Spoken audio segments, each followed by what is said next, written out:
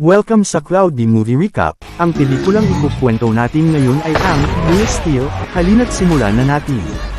Si Charlie Kenton ay dating profesional na boksingero na ngayon ay naglalakbay sa iba't ibang lugar upang sumali sa robot boxing, ngunit sunod-sunod lamang ang kanyang pagkatalo. Isang gabi matapos ang isang laban, nagising si Charlie sa loob ng kanyang van na napapalibutan ng mga bote ng alak. Tinawagan siya ng isang lalaki tungkol sa kanyang utang na $30,000. Nang malaman ng lalaki na marami pa pala siyang pinagkakautangan, agad na nagpanggap si Charlie na mahina ang koneksyon at ibinaba ang tawag. Maya-maya, may ilang batang lumapit sa van at hiniling kay Charlie na makita ang sikat niyang robot na si Ambush. Nang gusto nilang magpakuha ng litrato, humingi si Charlie ng bayad. Dahil hindi nila nakita na sulit ang isang lumang piraso ng bakal, umalis ang mga bata. Sa isang paligsahan, nakilala ni Charlie ang dati niyang kaibigan na si Ricky, ang manager ng arena. Nangako si Ricky na babayaran siya ng $3,000 kung lalaban si Ambush sa isang malaking robot na parang toro. Ngunit dahil mas malaki at mas malakas ang kalaban, nagdesisyon si Charlie na tumaya ng $20,000.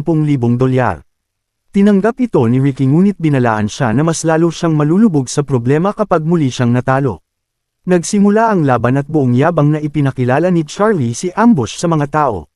Sa simula ay maganda ang takbo dahil mabilis nitong iniiwasan ang mga atake ng kalaban. Ngunit dahil masyadong naging kampante si Charlie, hindi niya napansin ang pag-atake mula sa likod. Tinamaan ng malakas si Ambush at nawala ang isang bahagi nito. Sa huli, tuluyang nasira ang robot at naging tambak na lamang ng bakal. Dahil walang pambayad si Charlie sa pagkatalo, sinubukan niyang tumakas kay Ricky. Ngunit hinarang siya ng dalawang lalaki. Akala niya ay maniningil sila, kaya nasuntok niya ang isa sa kanila. Ngunit ang totoo, dala nila ang malungkot na balita na namatay ang dating asawa ni Charlie at naiwan ang kanilang 11 taong gulang na anak na si Max. Hindi gaanong interesado si Charlie sa kalagayan ng anak niya. Pumunta siya sa korte upang isuko ang kanyang karapatan bilang magulang dahil may mayayamang kamag-anak ang kanyang dating asawa na gustong umampun kay Max. Ibinenta ni Charlie ang karapatan sa pangangalaga kapalit ng $100,000. Bilang kasunduan, pumayag siyang alagaan muna si Max sa loob ng tag-init upang magkaroon sila ng pagkakataong maging malapit bilang mag-ama. Gamit ang pera, bumili si Charlie ng Noisy Boy, isang kilalang robot na may voice control. Bumalik si Charlie sa gym kung saan siya nakatira kasama si Billy Tollett, anak ng dati niyang coach. Pinagalitan siya ni Billy dahil gumastos siya ng malaki kahit may utang pa siya sa renta. Sinubukan ni Charlie ang voice commands nito, ngunit hindi ito gumana. Akala niya ay naloko siya at sinisi si Billy dahil hindi niya nasuri ng mabuti ang robot. Ngunit mas matalino si Max. Nalaman niyang Japanese ang utos na naiintindihan ng robot kaya agad itong sumunod. Napagtanto ni Billy na kailangan lamang baguhin ang setting ng voice control. Matapos ang maikling pagsubok, isinakay ni Charlie ang robot sa kanyang van at balak pumunta sa susunod na laban. Ngunit itinago ni Max ang susi ng sasakyan at sinabing isama siya kung ayaw nitong mawalan ng kotse. Napilitan si Charlie na pumayag. Pumunta sila sa isang underground robot fighting club kung saan maraming robot ang nagsusubukan ng lakas. Sigurado si Charlie na mananalo siya kaya pinasali niya agad si Noisy Boy sa pangunahing laban. Pinayuhan siya ni Max na magsimula muna sa simpleng laban dahil hindi pa nasusubukan ang robot, ngunit hindi siya pinansin ni Charlie. Ipinaglaban ni Charlie si Noisy Boy laban kay Midas, ang pinakamalakas na robot sa lugar. Sa simula ay malakas ang mga suntok ni Noisy Boy at natuwa ang mga tao. Akala ni Charlie ay madali siyang kikita, ngunit hindi niya napansin ang galing ni Midas. Agad na nakabawi ang kalaban at natalo si Noisy Boy. Nasira ang robot at ang natira na lamang ay ang voice control nito.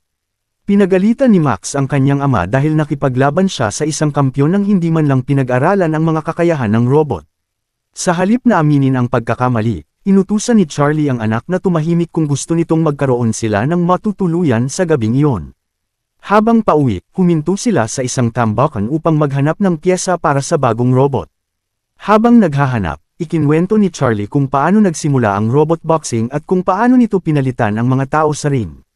Dahil nakikinig si Max, hindi niya napansin ang bangin at nahulog siya. Mabuti na lamang at may robot na kamay na sumalo sa kanya at nagligtas sa kanya. Agad na bumaba si Charlie at iniligtas ang anak. Mahigpit niyang niyakap si Max dahil natakot siya sa nangyari. Nang makita ni Max ang bagay na sumalo sa kanya, nagulat siya nang matuklasan niyang isa pala itong lumang robot. Hiniling ni Max na kunin nila ito at dalhin pa uwi. Ngunit bumalik si Charlie sa pagiging makasarili at ayaw tumulong. Kaya mag-isa itong hinayla ni Max hanggang madaling araw. Nang makarating sila sa gym, nakita ni Bailey ang sirang Noisy Boy at nadismaya kay Charlie. Sinabi niya na dapat na niyang tigilan ang paghahabol sa isang panalo na maaaring magpawalan ng lahat ng natitira sa kanya. Sa huli, napapayag ni Charlie si Bailey na tingnan ang robot na nakuha ni Max. Natuklasan nilang isa itong lumang modelo na hindi ginawa para lumaban kundi para magsilbing sparring partner. Hindi ito marunong umatake pero mahusay itong tumanggap ng mga suntok. Nagulat sila nang gumana ang robot at natuklasan ni Bailey na mayroon itong espesyal na kakayahan na tinatawag na shadow feature, kung saan kaya nitong gayahin ang galaw ng tao. Nilinis ni Max ang robot at nakita niyang ang pangalan nito ay Atom. Naisip niyang gamitin ito sa mga ilegal na laban para kumita ng pera. Kinagabihan, palihim na pinuntahan ni Max si Atom at binuhay ito. Habang naglalakad sila, natutunan ni Max kung paano kontrolin ang kanyang unang robot. Kinabukasan, tinanong ni Max si Bailey kung ano ang dating Charlie bilang boksingero. Ikinwento ni Bailey na si Charlie noon ay isang matapang na mandirigma na hindi sumusuko kahit gaano kalakas ang kalaban. Ngunit nang dumating ang panahon ng mga robot, wala nang nangangailangan sa kakayahan niya kaya hindi siya naging kampyon. Sinabi ni Charlie kay Bailey na aalis sila ni Max papuntang Atlanta upang humanap ng taong bibili ng bagong robot. Pagdating nila roon, pinaghintay niya si Max habang hinahanap niya si Finn. Habang naghihintay, nakilala ni Max si Takmas Hido, ang gumawa kay Zeus, ang pinakamalakas na robot na kampyon. Sinabi ni Tak sa mga tao na walang sinumang makakatalo kay Zeus. Samantala, humingi si Charlie ng tulong pinansyal kay Finn dahil sa dati nilang pagkakaibigan, ngunit tumanggi ito. Dahil galit at bigo, pinayagan niya si Max na sumali sa isang laban para matalo ito at iwan na siya. Kinabukasan, nagising si Charlie dahil sa boses ni Max. Nakita niyang buong umaga itong nagsasanay kasama si Atom. Nilinis ni Max ang robot at siya mismo ang gumawa ng mga utos gamit ang shadow feature. Nagulat si Charlie sa tiyaga ng kanyang anak at napagtanto niyang doon pala niya nakuha ang katangiang iyon. Dumating sila sa lugar ng laban at nakipagkasundo si Max sa pinuno. Kung tatagal si Atom ng isang round, makakakuha siya ng $1,000. Ngunit kapag hindi nakaligtas ang robot, kukunin ng pinuno si Atom. Nagsimula ang laban at kinontrol ni Max si Atom. Hindi umaatake ang robot at puro depensa lamang ang ginagawa nito habang tinatanggap ang sunod-sunod na suntok ng kalaban. Pinayuhan siya ni Charlie na gumalaw ng higit upang makaiwas at makahanap ng pagkakataong umatake. Ngunit nahuli ng kalabang robot si Atom at malakas itong tinamaan sa ulo hanggang sa bumagsak. Nagsimula ang bilang pababa bago matapos ang round at mayroon lamang 30 segundo si Atom para tumayo. Inutusan siya ni Max na bumangon at sumunod naman ang robot. Dahil dito, nanalo sila ng $1,000. Ngunit hindi pumayag ang pinuno at nag-alok na doblehin ang premyo kung tatagal pa si Atom ng isang round. Sinubukan naman ni Charlie na pigilan si Max dahil masyadong delikado ang laban, ngunit pumayag pa rin ang bata. Sa ikalawang round, biglang gumalaw si Atom at nagpakawala ng malakas na suntok na naging dahilan upang masira ang sistema ng kalabang robot. Nanalo si Max at masayang tinanggap ang kanyang premyo habang sumisigaw sa tuwa ang mga tao. Kinabukasan, nagpatuloy si Max sa pagsasanay kay Atom at tinuruan niya ito ng mga bagong galaw. Nang mainip siya, nagsimula siyang sumayaw kasama ang robot at agad nitong ginaya ang lahat ng kanyang galaw. Lumapit si Charlie at sinabi ni Max na inilagay niya ang voice control ni Noisy Boy kay Atom kaya hindi na nila kailangan ng control panel. Hiniling niya sa kanyang ama na turuan si Atom ng estilo ng boxing nito gamit ang shadow feature. Sa una ay ayaw ni Charlie at sinabi niyang gawing espesyal na galaw na lamang ni Atom ang pagsayaw sa ring. Pumayag si Max basta tuturuan siya ng kanyang ama kung paano lumaban. Doon nagsimula ang kanilang pagsasanayan bilang mag-ama. Tinuruan ni Charlie si Atom ng mga teknik sa boxing mula umaga hanggang gabi, habang sinisimulan naman ni Max ang bawat laban sa pamamagitan ng sayaw. Sunod-sunod ang panalo ni Atom at habang tumatagal ay mas nagiging malapit sina Charlie at Max. Dahil kumikita sila sa maliliit na laban, nagpadala si Charlie ng pera kay Bailey upang mabayaran ang kanyang utang. Mabilis na naging paborito ng mga tao ang robot na sumasayaw at napag-usapan pa ito sa balita. Dahil sa kasikatan ni Atom, inimbitahan sina Charlie at Max na sumali sa Real Steel Champions League. Habang inihahanda ni Max si Atom, pinayuhan naman siya ni Charlie na alisin ang emosyon sa malaking laban. Dumating ang isang manager at inimbitahan sila sa lugar ni Ferrell Lemkova, ang may-ari ni Zeus. Nais ni Ferrell na gawing sparring partner ni Zeus si Atom at inalok niya sila ng $200,000 para bilhin ang robot. Ngunit tatagal lamang ang alok hanggang bago ang unang laban nito. Agad pumayag si Charlie, ngunit tumanggi si Max at umalis. Sinubukan ni Charlie kumbansihin ang anak, ngunit tinanong siya ni Max kung bakit handang magbayad ng ganoon kalaki si Lemkova para sa isang simpleng robot. Naniniwala si Max na espesyal si Atom at ayaw niyang ibenta ang kanyang kaibigan. Sa harap ng napakalakas na hiyawan ng mga tao, pumasok sa ring ang dalawang ulong robot na Twin Cities. Inilabas ni Max si Atom gamit ang kanyang sayaw sa laban. Nagsimula ang sagupaan at agad na sinalakay ni Twin City si Atom. Napansin ni Charlie ang kahinaan nito, kumikilos muna ang kanang balikat nito bago ito sumuntok. Ginamit ni Atom ang pagkakataon at inatake ang katawan ng kalaban. Nang hamina ang kanang bahagi ni Twin Cities, pinatumba siya ni Atom gamit ang malakas na sipa sa ulo. Sumabog sa palakpakan ng mga tao. Si Bailey na nanunood din ng laban ay natuwa. Pumasok si Max sa ring, kinuha ang mikropono ng referee, at hinamon si Zeus na lumaban kay Atom. Pagkatapos ng laban, kinuha ni Charlie at Max ang kanilang premyo at pumunta sa van. Ngunit doon sila hinarang ni Ricky at pinasugod ang kanyang mga tauhan upang kunin ang pera. Sinaktan nila si Charlie at kinuha ang lahat ng kanilang pera. Dahil nag-aalala si Charlie sa kaligtasan ni Max, dinala niya ito sa mga kamag-anak na magiging tagapag-alaga niya. Nalungkot si Max at nakiusap na manatili na lamang sa kanya, ngunit ayaw nang isugal ni Charlie ang buhay ng anak. Naiyak si Max at sinabi niyang gusto niyang ipaglaban siya ng kanyang ama. Habang pauwi, naalala ni Charlie ang lahat ng sandaling kasama niya si Max. Pumunta siya kay Bailey at doon siya nagpahinga. Masaya si Bailey na makita siya. Kinabukasan, sinabi ni Bailey kay Charlie na huwag niyang iwan si Max.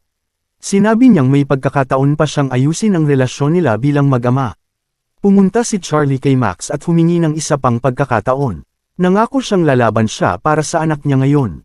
Sinabi ni Charlie na tinanggap ni Zeus ang hamon ni Max at hinikayat nila ang mga kamag-anak na payagan itong sumali sa torneo. Ipinahayag ng mga organizer na tinawag ni Takmas Hido ang laban ni Atom na isang insulto kay Zeus. Dahil dito, napilitan ng grupo ni Zeus na tanggapin ang hamon. Dumating sina Charlie, Max, at Atom sa torneo. Samantala, tumaya si Finn na hindi tatagal ang lumang robot hanggang matapos ang round. Si Ricky naman ay tumaya ng $100,000 na hindi makakatagal si Atom sa unang round. Nagkaroon ng malaking pagpapakilala kay Zeus habang buong yabang itong pumasok sa ring.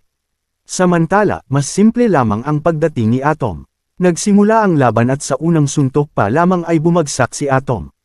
Akala ng lahat ay mabilis matatapos ang laban. Ngunit muling tumayo si Atom kahit sunod-sunod ang malalakas na suntok ni Zeus. Matapos ang ilang pagbagsak, nagawa pa rin itong bumangon. Sa huli, nagsimulang lumaban si Charlie. Nagulat ang lahat nang makabawi si Atom at patuloy na tamaan si Zeus. Kahit mas malakas ang kalaban, nakatayo si Atom hanggang matapos ang unang round. Sinubukan ni Ricky tumakas ngunit nahuli siya ni Finn at kinuha ang kanyang pera. Nagpatuloy ang laban at nakaligtas si Atom sa ikalawa at ikatlong round. Ngunit pagsapit ng ikaapat na round, inilabas ni Zeus ang buong lakas nito at malubhang napinsala si Atom. Isang malakas na suntok ang sum-iris sa voice control ni Atom. Kahit wala na itong pandinig sa utos, nakayanan pa rin itong tapusin ang round. Sinubukan ni Max na kumbansihin si Charlie na kontrolin si Atom gamit ang shadow feature. Napansin nilang kinakabahan na sina Lemkova at Mashido dahil baka may nakatagong kakayahan ang lumang robot. Sa huli, pumayag si Charlie. Binigyan niya si Atom ng huling inspirasyon bago ang laban kahit hindi na ito nakakarinig. Nagsimula ang huling round. Pinili ni Charlie na depensahan muna si Atom hanggang mapagod si Zeus. Nang maubusan ng lakas ang kampyon, nagpakawala si Charlie ng sunod-sunod na malalakas na suntok. Unti-unting natalo si Zeus at si Mashido mismo ang kumontrol dito. Ngunit nagawa pa rin ni Charlie na tamaan ng malakas si Zeus at mapabagsak ito. Tumayo muli si Zeus at sinubukan silang talunin, ngunit nailigtas ito ng tunog ng kampana na hudyat ng pagtatapos ng laban. Masayang sumigaw ang mga tao para kay Atom. Tumakbo si Bailey papunta sa ring at hinalikan si Charlie. Bagamat nanalo si Zeus sa puntos at nanatiling kampyon, malaking kabiguan pa rin ito para sa grupo ni Lemkova. Tinawag si Atom bilang kampyon ng mga tao, at iyon ang pinakamahalagang bagay para kay Max. Sa huli, niyakap ni Max ang kanyang ama. Ipinakita ni Charlie na ipinagmamalaki niya ang anak at mahal niya ito. Kasama si Atom, pumunta sila sa gitna ng ring at sabay nilang tinanggap ang tagumpay at pagkilala ng lahat.